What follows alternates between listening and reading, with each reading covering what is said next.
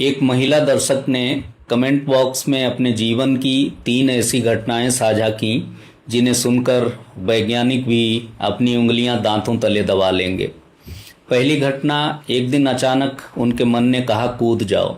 वे कूद गईं और एक भयानक एक्सीडेंट से बाल बाल बच गईं। दूसरी घटना, एक दिन अचानक मन ने कहा माँ के पास जाओ।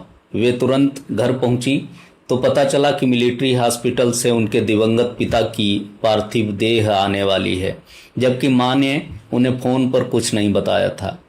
तीसरी घटना, वे जब भी किसी पुराने दोस्त को याद करके आजमाने के लिए फ़ोन करती हैं तो सामने से जवाब मिलता है कि अरे मैं अभी तुम्हें ही फ़ोन लगाने वाली थी। आखिर ये क्या है? क्या ये एक महज संयोग है या हमारे दिमाग के भीतर कोई गुप्त वायरलेस सिस्टम काम कर रहा है? नमस्कार मित्रों, हमारी विशेष श्रृंखला द फिलॉसफी ऑफ लाइफ के इस विशेष एपिसोड में आपका स्वागत है। मित्रों, ऐसी घटनाएं हमारे और आपके जीवन में कभी न कभी ज़रूर होती हैं।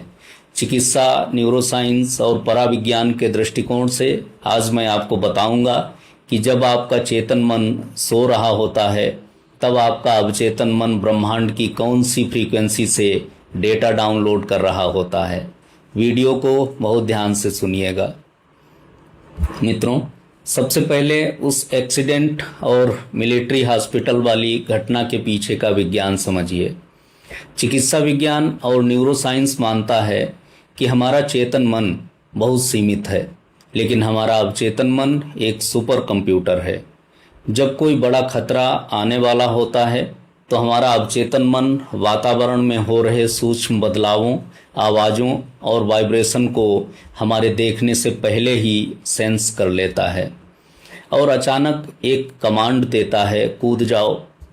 इसे विज्ञान की भाषा में सर्वाइवल रिफ्लेक्स कहते हैं। वहीं पिता के देहांत के समय मां के बिना बताए बेटी का अचानक घर पहुंच जाना न्यूरोसाइंस में क्राइसिस टेलीपैथी कहलाता है। जब हमारे किसी अत्यंत प्रिय व्यक्ति पर कोई घोर संकट आता है या उनका शरीर शांत होता है तो उनके मस्तिष्क और हृदय से उठने वाली तीव्र विद्युत चुंबकीय तरंगें डीएनए के गहरे जुड़ाव के कारण उनके बच्चों या करीबियों के अवचेतन मन द्वारा तुरंत कैच कर ली जाती हैं। दूरी चाहे कितनी भी हो, यह संदेश बिना किसी मोबाइल नेटवर्क के सीधे दिल से दिल तक पहुंच जाता है।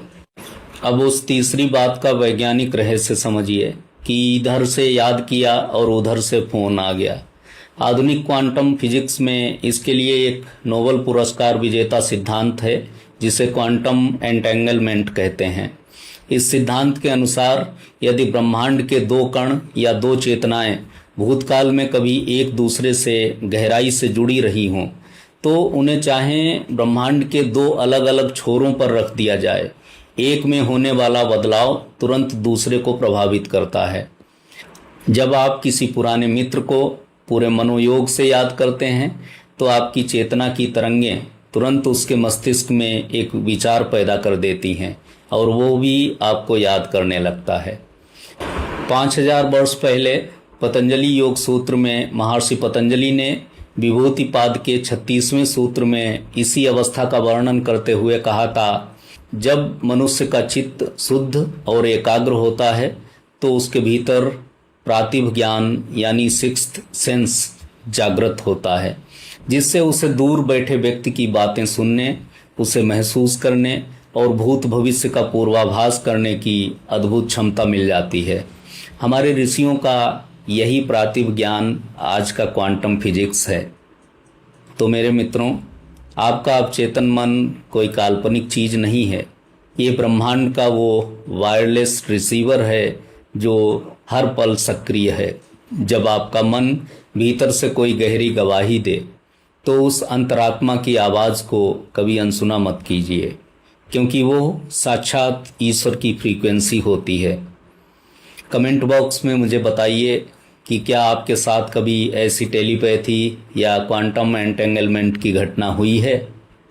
इस अद्भुत तार्किक और इंसानी चेतना की शक्ति को जगाने वाले वीडियो को समाज में जमकर शेयर करें, फेसबुक पेज को फॉलो करें और YouTube चैनल को सब्सक्राइब करना बिल्कुल ना भूलें।